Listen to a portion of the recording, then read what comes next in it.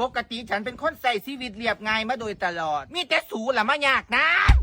มายากจังคักจังแน่แต่ยากน้ำชีวิตผู้อื่นน่ะสิทธิ์ไผสิทธิ์มันชีวิตไผชีวิตมันอย่าจะไปยุ่งน้ำกันกูมักซื้อเลขนี่สิทธิ์ของกูมันกูไปยืมเงินคนอ้อมบ้านเขามาน้ำท่วงหอดเฮียนเรื่องของกูสิทธิ์ของกูไปมักผัวคนสิทธิ์ของกูคือกันอย่ามายากน้ำแต่ขันมันถือผัวมึงจังมายากแต่ก็ถืออย่ามายุ่งสิทธิ์ไผสิทธิ์มันชีวิตไผชีวิตมันรับผิดชอบชีวิตเจ้าของกูไปติดหนีคนก็ให้มึงน้ำหาใส่ซอยยุติกูติดหนีท่อกสอกูเอิญแม่มึงมาใส่ซอยบอกูเอาหน้ากูตัวตัวเข่านั่นแม่นกูไปเส้นของร้านค้าบ่มีเงินจ่ายเขาบ่ให้กูเส้นอีกนี่ก็เป็นสิทธิ์ของกูเรื่องของกูรถตอนนี้อยู่ไฟแนนซ์กูไม่เห็นมึงเอาออกให้กูสิไปเอาออกเองขันกูมีโอกาสตัวนะกูลองค้นช่วงนี้ท่องขึ้นเนาะข้าเจ้า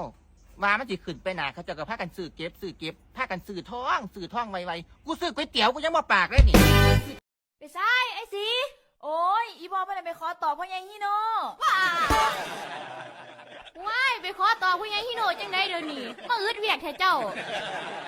กะจังว่านี่แหละเพิ่นสิให้บ่ล่ะหือโอ้ยงานป่านนี้ไผไปเอากระซัวเติบแล้วเนาะตกลงเจ้าสิไปขอต่อพ่อใหญ่ฮิโน่อีหลีแม่นบ่กะอีหลีตัวบ่เปลี่ยนใจตัวเอ้าสิไปเปลี่ยนใจจังไดเฮ็ดหยังก็ให้มันเป็นการเป็นงานตัวภาษาตอกซื่อๆมันสิโดนหยังข้าวเดียวโอ้ยเนาะข่อยละเลือดตนเจ้าแม่ให้ข่อยไปแทนซะพี่โอ้ยไปแทนจังไดมันบ่แม่นเรื่องข้อขาดบาดตายไปเอาละกะมาจ้างก็บ่ได้มาเมื่อวานข่อยไปละบักโดนนึงเอ้าแสดงว่าเราขายดีได้หั่นเนาะเอ้าไผก็ไปซื้อแต่น้ำเหล้าเว้ยโว้ยอยู่นี่เจ้าเว้าเรื่องหยังนี่เอ้าตอกกระตองมัดเขานำพ่อใหญ่ฮิโน่เนาะเอาเป็นหยังข่อยว่ามันเจ้าบ่เรื่องหยังเดี๋ยวไอเอ็นสมมุติว่าผู้สาวเก่าเจ้าแชทมาถามเจ้าสิตอบเขาว่าจังไหนผู้สาวทางไหนบอกไปทั่วมีละแม่หาเขาแชทมาคิดฮอดอ้ายอยู่ใสเป็นจังไหนเจ้าสิว่าจังไหนกับเขาไอ้มีเมียมีลูกแล้วกันนั่นละถ้าเขาแชทมาถามอีหลีเจ้าสิตอบเขาว่าจังไหนแชทมาหาพ่อมึงบ่คอยตอบให้แล้วไปไหนเว้ยฮะตอบให้แล้วมีได้อยู่ดิแชทมาแต่อีฟังกันแล้วเอาอีเปียงทั้งได้บ่มีดอกเฮ้ยเอาไว้ยิ้มหรอกเดี๋ยวลงเนาะ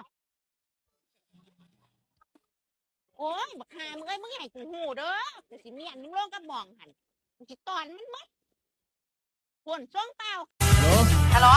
ได้ยินอยู่บ่เท้าเป็นจังไหนอยู่บ้านฝนตกอยู่บ่ตกเบิดมือเบิดขึ้นเลยจังแม่นคักฝนนี่ก็ได้เป็นจังไดล่ะเจ้านั่นอยู่กรุงเทพน่ะใกล้สิแล้วเวียกแล้วงานแล้วบ่บ่โดนดอกเป็นจังไหนล่ะลูกชายข่อยคือได้โทรมาสอแม่ฮะโอ้ยเพิ่นหยอกกันอ้ายกับน้องหยอกกันไปหยอกกันมาพัดตีกันอีหลีบาดนี่เป็นยังคือตีกันล่ะเป็นจังไหนล่ะลูกเจ้าหันมาเตะลูกข่อยก่อนลูกเฮาก็เลยเข้าไปแยกสันดีเดี๋ยวนี้